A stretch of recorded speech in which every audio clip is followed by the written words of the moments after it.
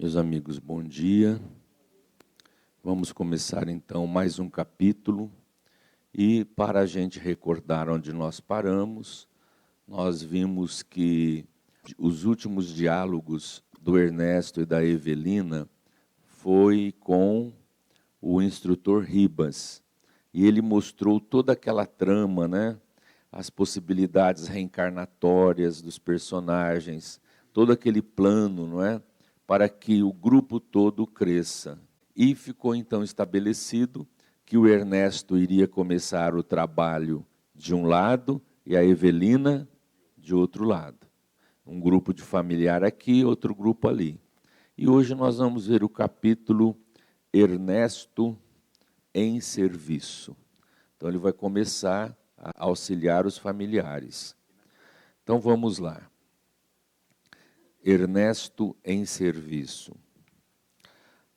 A obra de assistência espiritual, por parte de Ernesto e Evelina, avançava com segurança entre as melhoras de Túlio e os tentames de reaproximação com Desidério, que não se desvinculava de Elisa, então relegada às próprias reflexões no sanatório a que fora conduzida.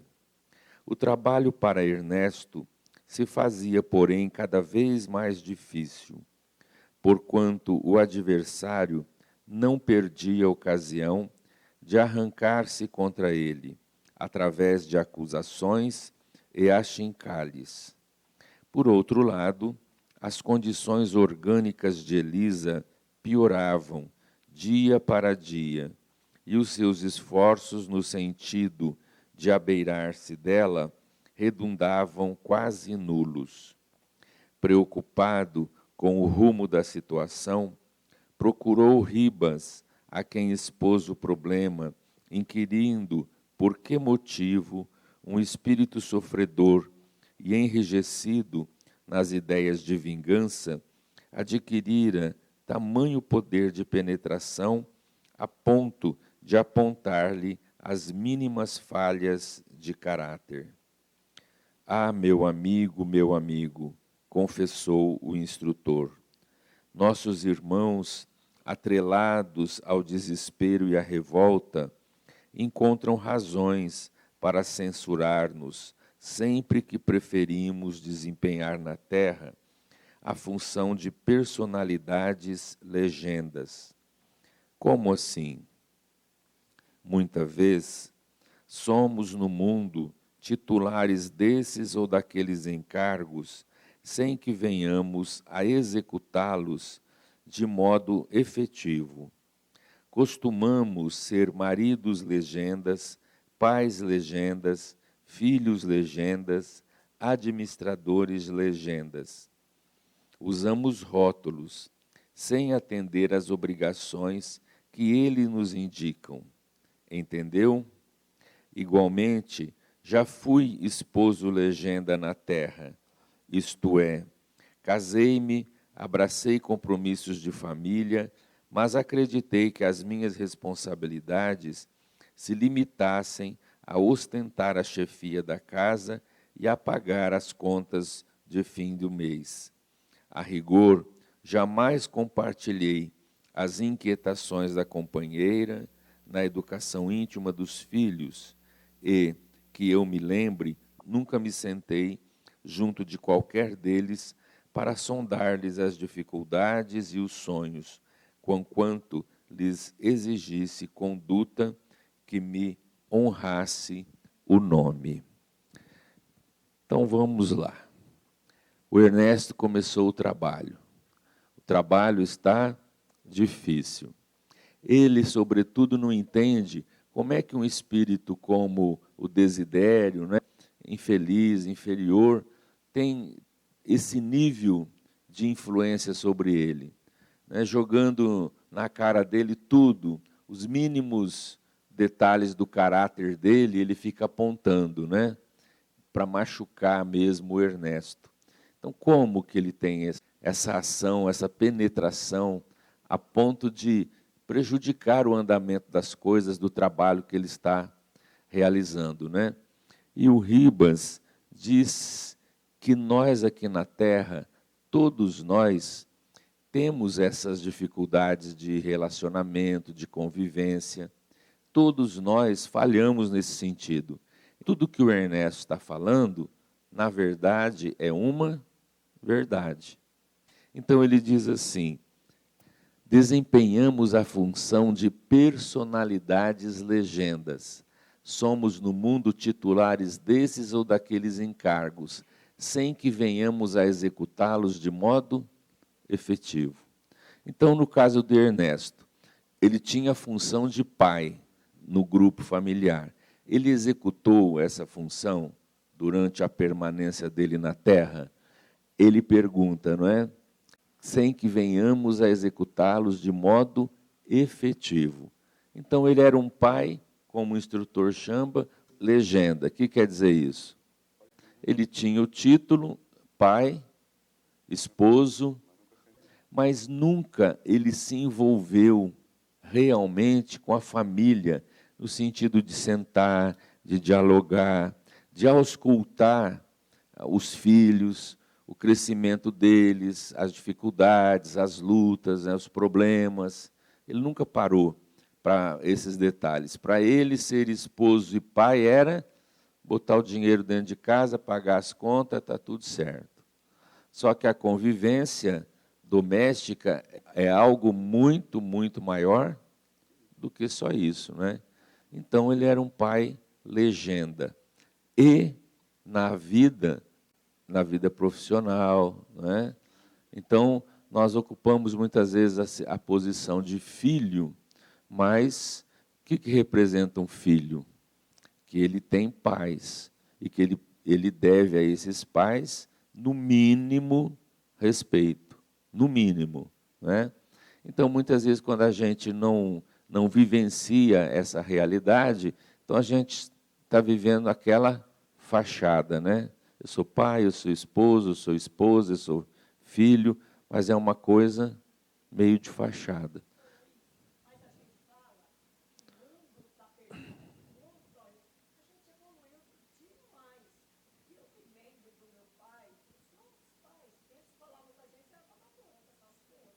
É. Era meio rude, né?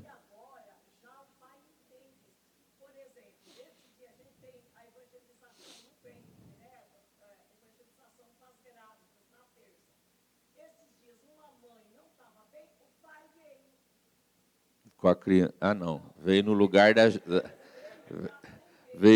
da gestante, né?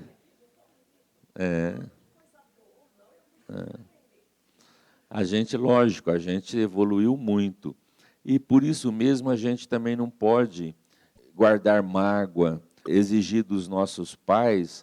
Eles deram o que eles tinham, eram diferente, né? O que eles sabiam fazer. Não tinham os esclarecimentos que tem hoje, né? A comunicação e tudo mais. Ontem eu estava falando com um casal e eles são gente muito boa. O pai batia nos filhos de chicote. Ele tinha um chicote pendurado. Ele batia em todo mundo, era rude. Quando os meninos estavam crescendo, entrou na adolescência, ele foi embora. Largou a mulher e os filhos. Nunca mais teve notícia dele. Aí ele estava agora já, né, com quase 80 anos, idoso, aí ele veio, voltou. Os filhos, ninguém quer saber dele, ninguém quer falar nesse pai. Uma filha só, que é essa moça, não, eu tenho que cuidar dele. Eu não posso trazê-lo para dentro da minha casa, que aí ele vai estragar meu casamento, porque ele é uma personalidade difícil, mandona, brava. Então ela alugou uma casa próxima e botou o pai lá, e cuida. O genro leva a refeição, vai lá ver como é que ele está, pega o velhinho, vai no banco para ele ver o extrato e sacar o dinheiro, porque o pai não dá o cartão para ele, porque não confia no genro, não confia na filha, dá um trabalho danado e ela está lá cuidando. Então, veja como são as coisas, né? É por aí, né? É desse jeito, né? Agora, a gente tem que entender, como você está falando, nossos pais, né? Era diferente a vida, né? Era assim mesmo. Então vamos lá. Assinalando a delicada objurgação, Fantini viu-se mais uma vez espicaçado pela própria consciência. Concluía, sinceramente, de si para consigo, que não fora o esposo e o pai que deveria ter sido. Somente ali, naquela instância espiritual, depois da morte do corpo físico, percebia, nas duras refregas da autocorrigenda, que o dinheiro não faz o serviço do coração. Sentindo-se rebaixado, triste, absteve-se de qualquer divagações nos temas da consulta, ao passo que o mentor, risonho, deteve-se a confortá-lo nas despedidas. Nada de desânimo. Ouçamos os opositores nas críticas que assaquem contra nós, buscando aproveitá-las com humildade no que mostrem de verdadeiro e de útil. Usemos essa chave, Ernesto, a humildade. Ela funcionará com acerto na solução dos maiores enigmas. Sejamos cristãos autênticos, amando, servindo, desculpando. Atento às lições constantes do amigo, consagrava-se Ernesto cada vez mais aos mistérios da fraternidade legítima. Fosse tolerado as diatribes da mulher debilitada pelo sofrimento, ou suportando com resignação heróica os baldões do irmão infeliz, sempre disposto ao espancamento verbal. Depois de 26 dias de frequência correta ao clima de serviço, verificou surpreso que Caio, pela primeira vez, vinha ao encontro da futura sogra. Muito bem apessoado, postou-se o casuístico à frente da enferma, em sala particular, com o beneplácito da administração do Instituto, pois, segundo anunciou, desejava colher impressões claras e pessoais com alusão à doente, a fim de prestar informes positivos à noiva. Em derredor de ambos, apenas os dois acompanhantes desencarnados, Desidério e Ernesto, ambos ansiosos pelos resultados da entrevista. Então vamos lá. Nesse diálogo do instrutor Ribas com o Ernesto, ele vem falar da luta, da dificuldade, como ele falou, todo trabalho, toda construção no bem, você vai esbarrar com impedimentos. Toda vez. Impedimentos e muitas vezes perseguição, ataques, que é o caso aqui do Ernesto. Ele recordando, né, da sua condição de pai e as falhas que ele cometeu, então ele diz assim para o Ernesto, né, o dinheiro não faz o serviço do coração. Ou seja, Ernesto, você garantiu os recursos materiais para a família, deixou todo mundo bem, mas tem uma outra parte. O dinheiro não faz o serviço do coração. Então, esse serviço do coração seria aquele, né, de ajudar, de apoiar, de auxiliar, de estar tentando resolver. Porque a gente fala assim, e a gente tem que entender que a tarefa de ser pai e de educar não é brincadeira, é muito complexo. E quase em todos os empreendimentos nesse sentido, os pais não conseguem um sucesso total. E, em alguns casos, há filhos totalmente arredios, né, que você não consegue alcançar o coração, que você não consegue realizar alguma coisa boa no crescimento dele. não chega, você vai, você tenta e não consegue. E há filhos que às vezes se tornam verdadeiros inimigos dos pais, né? Perseguidores. Então, entra aí aquela tarefa, né, que ele chama aqui da humildade. É muito difícil. E a gente tem que ter consciência que a gente tem que buscar fazer o nosso melhor. Só que nem sempre o que a gente faz vai mudar o outro. Então, lá no Livro dos Espíritos, eles perguntam, e o pai que empreende esforços para auxiliar o filho, né, tudo, e o filho é rebelde e não aceita nada. Aí os Espíritos respondem, os pais cumpriram com seu dever. O problema é do filho. Não é? Então, a gente faz o nosso esforço. Não é? Por isso que no serviço, todo serviço, a gente tem que ter a humildade, né, de entender. Geralmente, o nosso comportamento é diferente. Você vai fazer alguma coisa, você vai com uma humildade, aí a pessoa não aceita, a pessoa implica, a pessoa não sei o quê, e a nossa humildade vai embora, né? O que você está pensando? E a gente explode aquela coisa, né? E a humildade vai embora. Então, é preciso, nesses serviços todos de convivência, a gente ter humildade. Né? Senão, choque, choque, choque.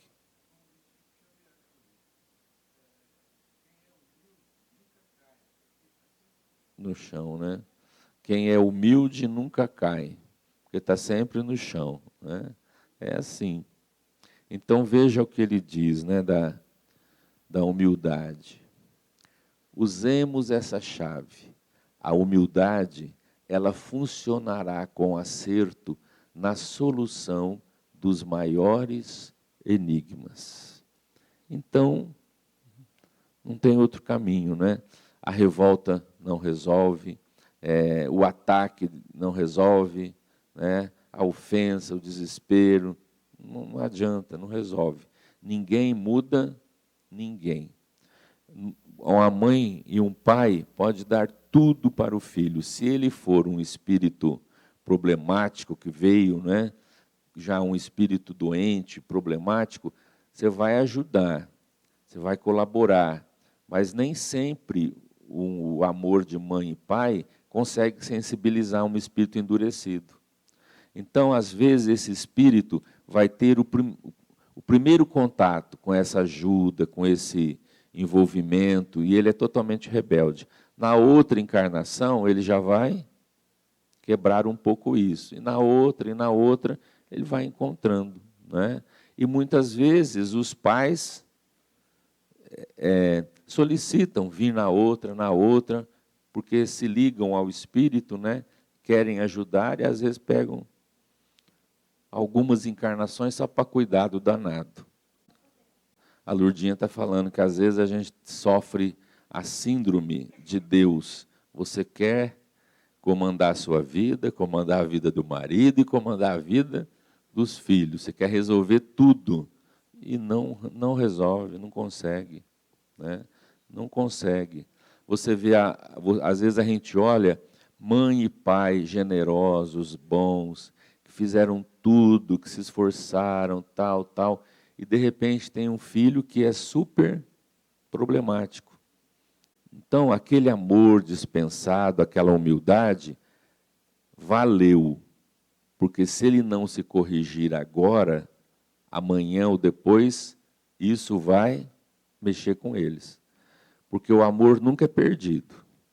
Você lança a semente, e aí a gente tem que ter essa compreensão, né, que nós não somos Deus, que estamos fazendo com esforço a nossa parte, e que a gente entrega na mão de Deus, porque não tem outra solução. É humildade, você tem que ter humildade que você não consegue fazer tudo e resolver tudo. Eles ficaram assim surpresos porque o Túlio foi visitar a sogra. Então o Caio, né, foi visitar a sogra. Então eles ficaram assim esperançosos, né? Será que vai tirar a mulher do hospital? Será que ele pode fazer? Vocês se lembram que ele afastou a filha da mãe?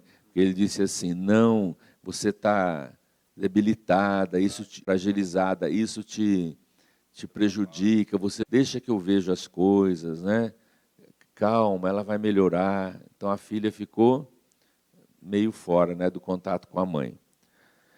Então vamos lá. Quando se acharam a sós, Elisa expôs com palavras serenas de mãe o desejo de abraçar a filha, a fim de que ela lhe testemunhasse a sanidade mental e lhe patrocinasse o regresso para casa, sensibilizando tanto a Ernesto quanto a Desidério, pela atitude humilde em que vazava as súplicas de mulher derrotada pelas circunstâncias.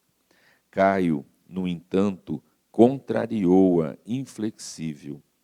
Absolutamente, a senhora não terá alta, assim como pretende, pois os prognósticos a seu respeito não ajudam. Por quê? As informações relativas ao seu comportamento não nos autorizam a retirá-la. Comportamento? Que comportamento? A senhora continua chorando sem propósito, conversa sozinha, interpela as sombras. Simplesmente, eu não sou compreendida. O que vejo, vejo. Vera telefona diariamente e os enfermeiros são concordes em declarar que as suas perturbações não diminuíram. Caio admoestou Elisa, carregando a voz de mal-estar. Apesar de tudo, insisto com o seu cavalheirismo, a fim de que me traga Vera. Para quê? Para traumatizá-la com as suas fantasias? Não acredita que sua filha já sofreu bastante com os seus choros e noites em claro? Oh, Caio, a senhora sabe que já sou quase seu genro, tenho direito a interferir. Não sei quem teria o direito de interferir entre as mães e os filhos, reivindicou a enferma, agora suplementando cada palavra com inflexão de funda tristeza. Não reclamo contra a sua ingerência nos negócios da minha casa, a ponto de me achar interditada no tocante a emitir um simples cheque. Não se lamurie, atalhou Caio agressivo. Aceitei o papel de seu procurador por exigências de sua filha. Tenho serviço que me baste e não disputaria a condição de seu empregado. Não lamento e conto com a sua honestidade para proteger os interesses de minha filha. Quanto a mim, que quer dizer? Quanto a mim, vocês dois não se afligirão por muito tempo. Alguns palmos de terra. Por que fala nisso? Que há de mais? A morte é o fim de nós todos. E se a senhora se expressa dessa forma para comover-me, está muito enganada. Oh, meu Deus, só desejava ver minha filha, pois enquanto não se normalizar, enquanto não puder recebê-la sem causar-lhe impressões negativas, não conseguirá. Mas por que me impõe essa recusa, se sempre recebi você em minha casa, como se fosse meu próprio filho? Mentira, a senhora me detesta. Não me expulsou porque Vera não permitiu, porque sou o homem que ela escolheu para lhe dirigir o futuro. E ante a penosa estupefação da doente, e saiba que tanto ela quanto eu estamos fartos de saber que a senhora já viveu sua vida e que precisamos viver a nossa. Não será uma sogra velha que frustrará nossos planos. Ei, homem terrível, hein, gente? Crueldade, né? E a gente fala assim, isso é novela, né? Isso é ficção. Não é, não. A gente vê cada coisa, por exemplo, não é um caso, a gente viu vários casos que o filho vem, interdita a mãe, pega a aposentadoria dela, gasta com ele e deixa a mãe na mendigância. É impressionante como faz isso. Vimos outro caso que ele pegou a aposentadoria dele, volta para São Paulo, onde ele vive, gasta o dinheiro e larga a mãe aqui. Então, às vezes a gente pensa, né, isso aqui é ficção. Não é não. Isso daqui é genro. Mas a gente vê filho fazer isso, né? Não quer saber, né? Já vi filho pegar a mãe e levar para ela ficar num lar de idosos. Só que o lar de idosos tem que cuidar da mãe dele, não é? Então, ela precisa da aposentadoria da mulher para auxiliar lá no tratamento. Porque só os remédios, a aposentadoria dela não cobre, né? Então, eles ficam com a aposentadoria para ajudar, cuidar bem do velho. Então, eu já vi filho que foi no lar, quando falou que a aposentadoria ficava com o lar, voltou na hora, não quer saber. Então, ele interessa no dinheiro. A mãe que passe mal, que morra, né? Não está nem aí. São essas coisas que a gente vê, né? Então, a Elisa aí, coitada, nessa situação, ela expôs o desejo de abraçar a filha, a fim de que ela lhe testemunhasse a sanidade mental e lhe patrocinasse o regresso para casa, sensibilizando tanto a Ernesto quanto a Desitério pela atitude humilde em que vazava as súplicas. Ela está dizendo, né, eu só queria ver minha filha, para ela ver como eu estou, que ela me patrocinasse o retorno para casa. Em súplicas, ela falava isso para o genro, né? Imagina o Ernesto e o Desidério ali. O Ernesto é a esposa dele, o Desidério é o homem loucamente apaixonado por ela, vendo o genro agir dessa maneira, não é? E outra, Desidério, ele diz que vai se vingar do Caio, porque o Caio está tratando desse jeito a Elisa, a quem ele ama, e tratou muito mal a filha dele, que é a Evelina. Então, durante a vida da Evelina, o Caio foi também assim, perverso, né? Não traía a esposa e tudo mais. Então, ela está pedindo em súplica. E o Desidério ali, espíritos, vendo tudo isso acontecer. Imagina como deve ser, né, a dor de uma mãe, de um pai vendo os filhos aqui na terra, brigando para disputar a herança. E às vezes não é herança, não, hein? É coisa assim, né? Já tive notícias de quebrar o pau, um filho disputando as coisas de pesca do pai, o outro queria também, a irmã queria a mesinha, não sei o que lá. Não, você vai ficar com a mesinha, mas isso daqui é meu, e não sei o que lá, não sei o que lá. E a mãe, já pensou a mãe vendo isso, né? Um pai, né?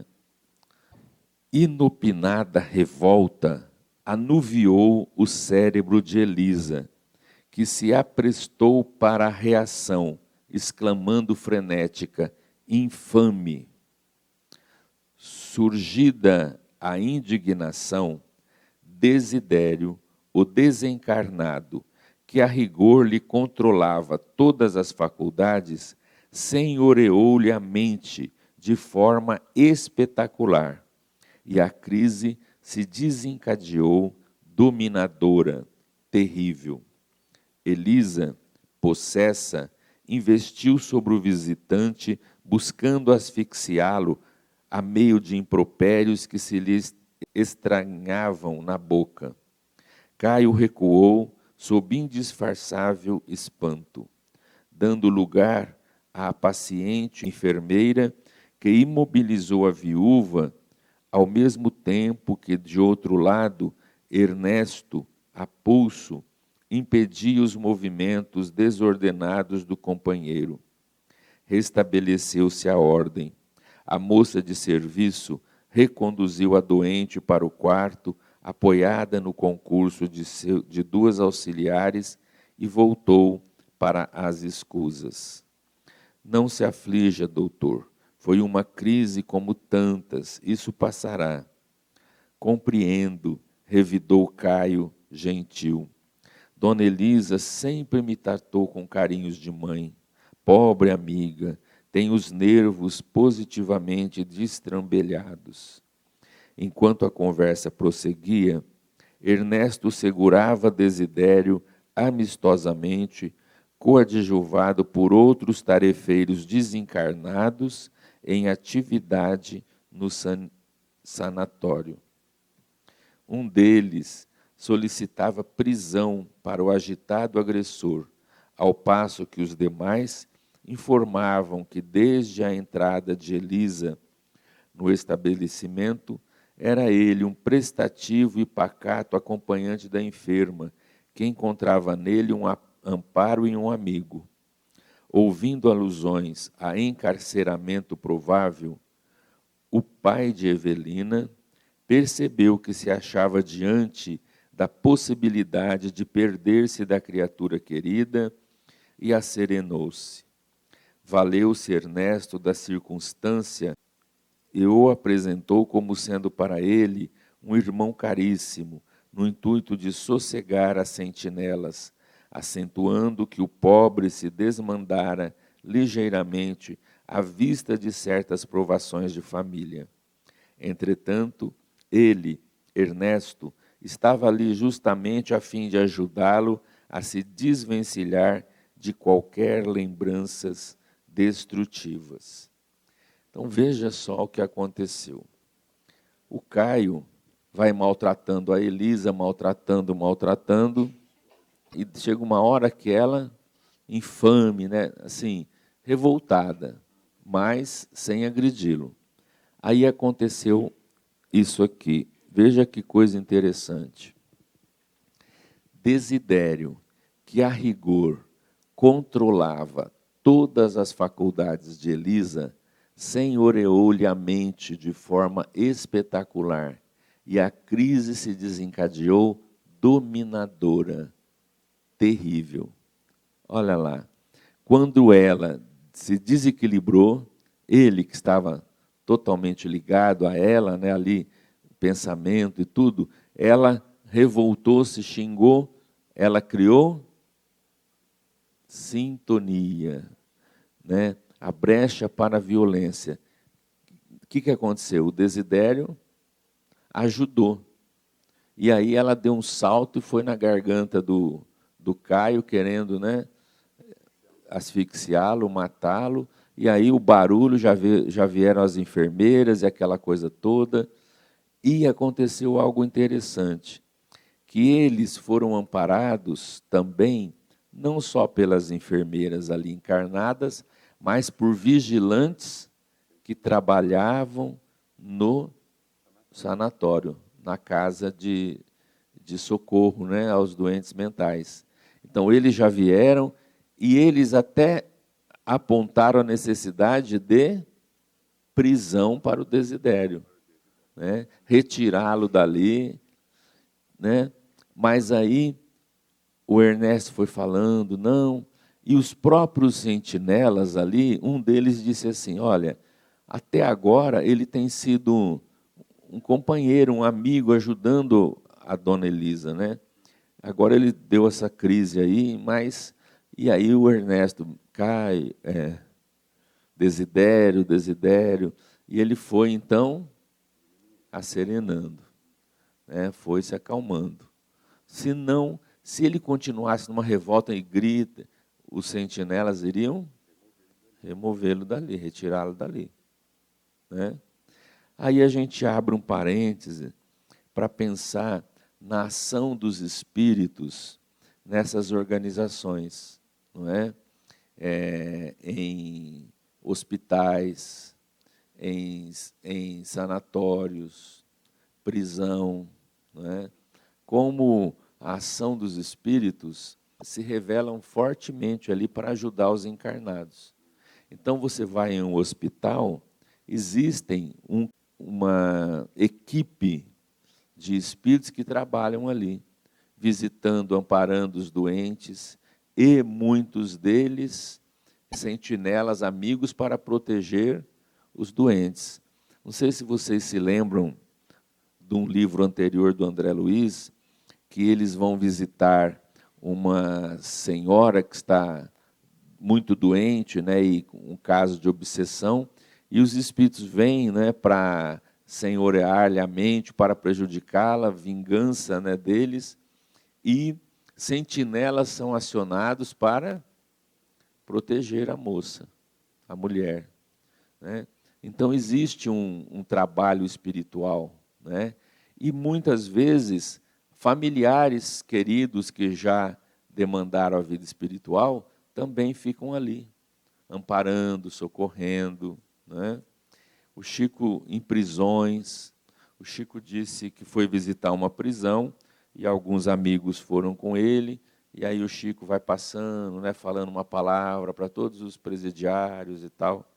Aí quando terminou, eles saíram, foram embora, alguém comentou assim: nossa, Chico, você, com essa visão espiritual que você tem, você deve ter visto cada obsessor aí, hein?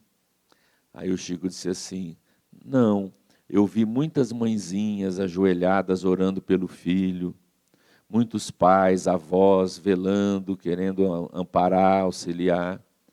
Às vezes a gente se prende na figura do mal, obsessor, né, tal. Mas existe sempre amigos, né, que auxiliam, né?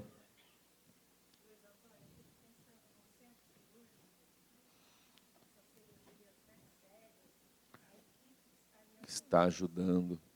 E um dos livros que a gente já viu também, tem um acidente, o doente está indo, e o André Luiz descreve a ambulância indo e já 2 enfermeiros espirituais ali junto com o doente, acompanhando o doente, né? E aí ele vê a influência dos espíritos no médico, e aí o André Luiz concluindo, disse assim: meu Deus, que coisa, a gente nem imagina o socorro divino. E aí o instrutor diz assim: André, ai se todos os médicos orassem se preparando para essas tarefas. Porque um médico orando, ele vai criar um campo favorável, né, amigo, para criar nesse campo esse auxílio, essa proteção. Isso ajudaria muito. Mas tem médicos que só respeitam, tem médicos que chega contando piada, né? Então tem tudo isso no mundo que a gente vive, né? Enfim, isso ajuda. A oração atua em nós de maneira grandiosa.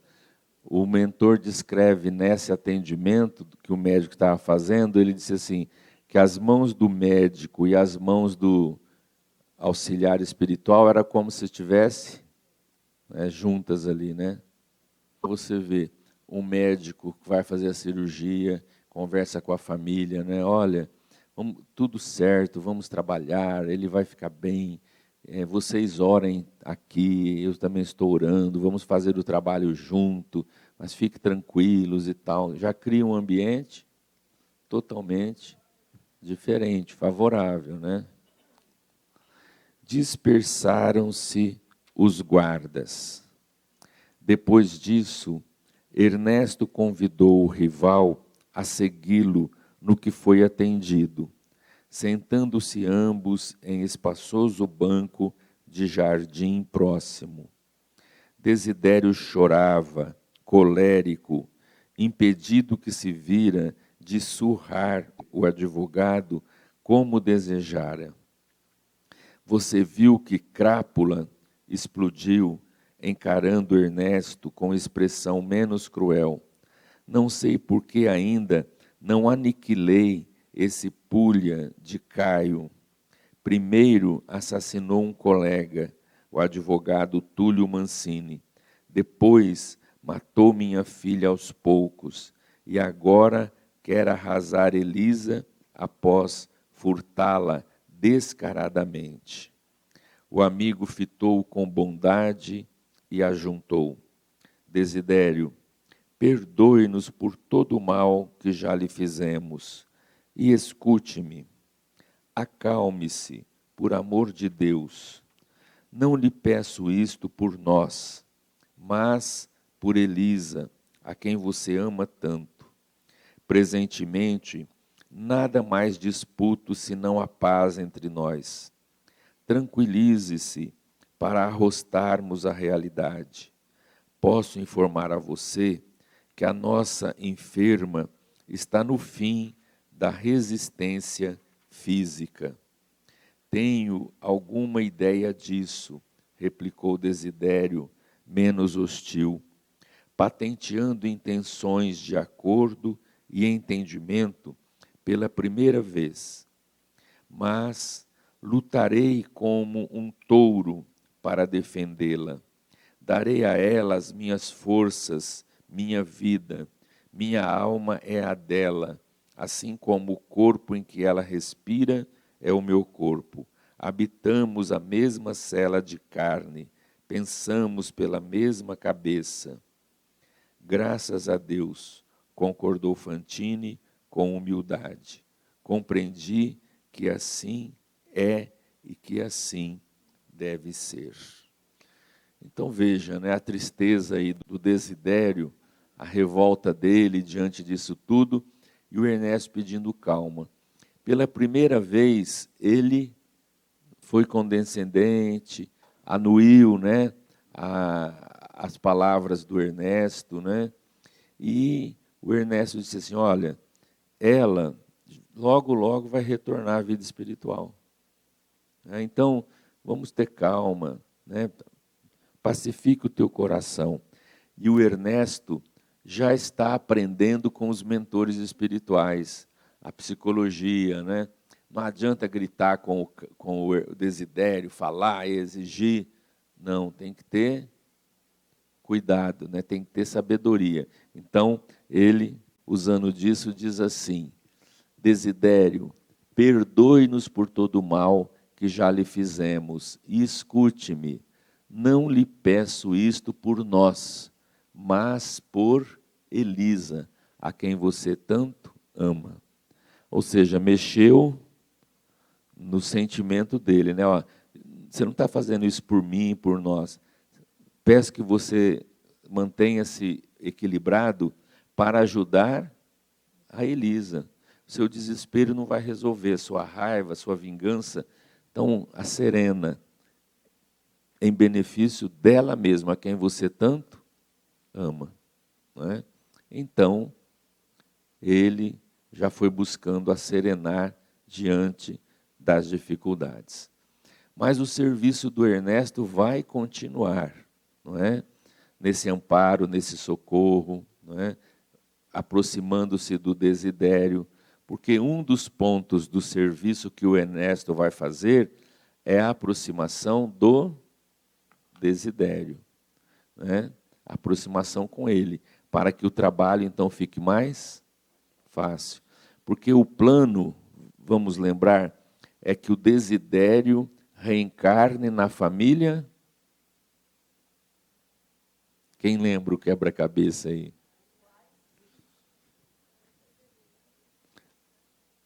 Nos pais da Evelina, né? Eles vão dar um jeito de trazê-lo, porque ele já tem uma idade, né? Não pode ter filho, então eles vão trazê-lo para que ele seja um filho do coração, né? Um filho adotivo, né? Então, estão tentando aproximar, cuidar disso para que ele retorne, né?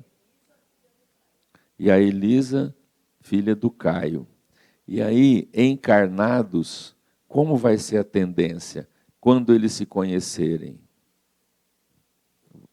A aproximação vai ser aquelas, como a gente diz, amor à primeira vista, né? Então, o vínculo que eles têm afetivo, né? Sobretudo o Desidério, né? Ele vai ficar fascinado com a moça e tudo mais, e a reencarnação vai auxiliá-los. Muito bem. Então, era até aí que a gente vai ver hoje, e na semana que vem a gente vai dar continuidade a esse socorro, a esse trabalho que o Ernesto vai realizar.